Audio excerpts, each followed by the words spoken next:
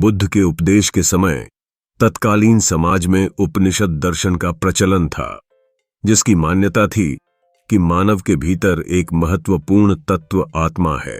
इस आत्मा का जन्म नहीं होता, न ही यह मरता है, बल्कि वह शरीर धारण करता है। यह आत्मा नित्य, अजर, अमर तथा अविनाशी है। उपनिषद दर्शन का यह विचार बौद्ध दर्शन में अस्वीकार कर दिया गया, क्योंकि बुद्ध की मान्यता थी कि ब्रह्मांड में कोई ऐसा तत्व नहीं है जो नित्य या अपरिवर्तनशील हो। इसलिए मानव के भीतर नित्य आत्मा जैसी कोई चीज नहीं है। मानव 5 स्कंधों रूप, वेदना, संज्ञा, संस्कार और चेतना का एक बड़ा संघात है। ये 5 स्कंध अनित्य या परिवर्तनशील हैं। आत्मा इन 5 स्कंधों के संघात के अतिरिक्त और कुछ भी नहीं है। ये 5 स्कंध इस प्रकार हैं। प्रथम स्कंध है रूप। रूप शरीर का आकार एवं अन्य शारीरिक धर्म को निर्धारित करता है। द्वितीय स्कंध है वेदना। सारे रूप मिलकर वेदना उत्पन्न करते हैं। तीसरा स्कंध है संज्ञा। यह ज्ञान प्राप्त करने का अनुभव है। चतुर्थ स्कंध है संस्कार। अनुभव से जो तत्व उत्पन्न होता है वह संस्कार है। पंचम तत्व है चेतना। संस्कारों की समग्रता से चेतना का निर्माण होता है। यहां समग्रता से तात्पर्य समुच्चय से नहीं, बल्कि निरंतर प्रवाह से है।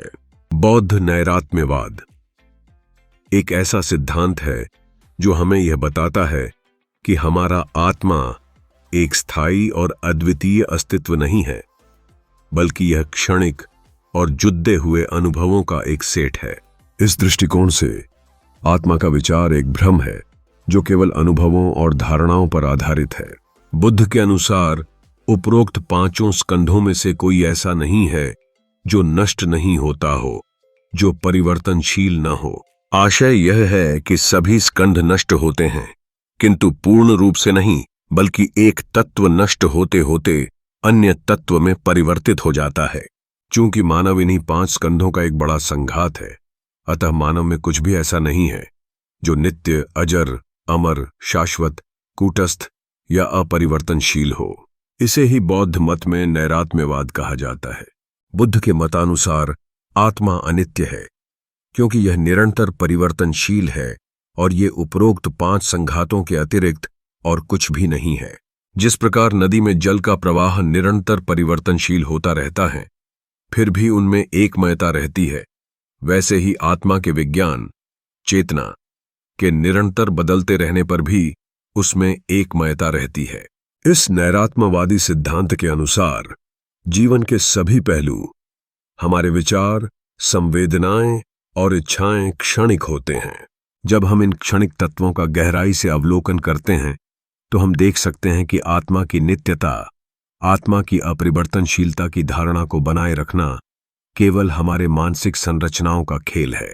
हम जो कुछ भी समझते हैं वह हमारी धारणाओं का, हमारे अनुभव का परिणाम है, न कि किसी वास्तविक आत्मा का। बौद्ध नैरात्म्यवादी दृष्टिकोण हमें एक नई वास्तविकता का परिचय देता है। यह दृष्टिकोण हमें सिखाता है कि हमारे अंदर की पहचान हमारी अनुभवों की उपज है और हमें इससे परे देखने की आवश्यकता है। जब हम यह समझते हैं कि हम केवल अनुभवों के एक ताने बाने हैं, तब हम जीवन की जटिलता को और बेहतर तरीके से समझ पाते हैं। इस प्रकार नित्य अपरिवर्तनशील आत्मा का अभाव हमें इस बात की ओर ले जाता है कि हम किसी एक निश्चित रूप में बंधे हुए नहीं हैं। नैरात्म्यवाद हमें मानसिक स्वतंत्रता की एक नई परिभाषा प्रदान करता है। जब हम अपने आत्म का निरंतर अध्ययन करते हैं तो हम उन धारणाओं को दर्शाते हैं जो हमें संकट में डालती हैं। बौद्ध शिक्षाएं हमें यह सिखाती हैं कि हमें अपने विचारों और भावनाओं में फंसे रहने के बजाय उन्हें एक साथ देखें और यह समझें कि हम सच में कौन हैं। इस दृष्टिकोण का मुख्य लाभ एक शांतिपूर्ण अस्तित्व का अनुभव करना है। जैसे ही हम अपने अंदर के मिथकों से मुक्त होते हैं, हम आत्मा की नित्यता की अवधारणाओं से मुक्त होते हैं, तो हम अपने जीवन में आसान बदलावों के लिए तैयार हो जाते हैं। बौद्ध नैरात्म्यवाद जीवन के गहरे सत्य की खोज करने का एक असाधारण तरीका है, जो अंततः हमें आत्मा के साक्षात रूप में हमारी पहचान को समझने में मदद करता है। विलियम जेम्स की तरह बुद्ध ने भी आत्मा को चेतना का प्रवाह माना है।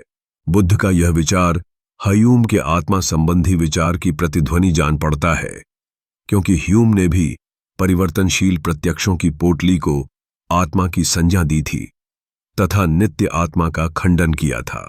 ह्यूम ने भी आत्मा को संवेदना का समूह कहा है जिसमें निरंतर परिवर्तन होता रहता है। अब प्रश्न यह उठता है कि यदि मानव के भीतर नित्य आत्मा जैसी कोई चीज नहीं है तो पुनर्जन्म कैसे होता है? इसके उत्तर में बौद्ध दार्शनिकों की मान्यता है कि कर्म से पुनर्जन्म होता है। स्वार्थमूलक कर्म करने से अविद्या के कारण हमारे भीतर संस्कारों का निर्माण होता है। पूर्व जन्म में स्वार्थमूलक कर्मों से अर्जित समस्त संस्कारों से मृत्यु के समय एक अंतिम संस्कार का निर्माण होता है। यह अंतिम संस्कार ही अगले जन्म का प्रथम संस्कार बन जाता है। अन्य शब्दों में, अंतिम संस्कार ही परिवर्तित होकर एक नए भ्रूण नाम रूप में प्रथम संस्कार बन जाता है तथा चेतना उत्पन्न हो जाती है। यही पुनर्जन्म है। बुद्ध ने पुनर्जन्म को दीपक की लौ का उदाहरण देकर समझाया है। दीपक रात भर जलता है, लेकिन उसकी लौ रात भर एक सी नहीं रहती। लौ में लगातार परिवर्तन होता रहता है। दीपक की लौ वास्तव में एक नहीं बल्कि अनेक होती हैं और उनमें एक अविच्छिन्नता रहती है। इसी प्रकार इस जीवन में चैतन्य की अंतिम लौ अगले जीवन के चैतन्य की प्रथम लौ को जन्म देती है। वे एक क्षण तक ही रहते हैं। ये पांचों स्कंध रूप, वेदना, संज्ञा, संस्कार और चेतना अनित्य या परिवर्तनशील हैं। बौद्ध मत में यही नैरात्म्यवाद है।